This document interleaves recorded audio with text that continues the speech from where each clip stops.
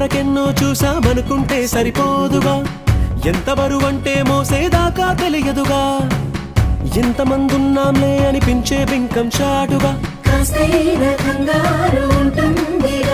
నీకైతే సహజం తీయని బరువై సిరిసించే బిడియం, పనులెన్నో పెట్టి మాటలలో వంచిందే ఈ సమయం. మనాళ్ళమైనా ఏం చేస్తాం, సంతోషంగా మోస్తాం, ఘన విజయం పొందాకే తీరిగ్గా కనిపిస్తాం.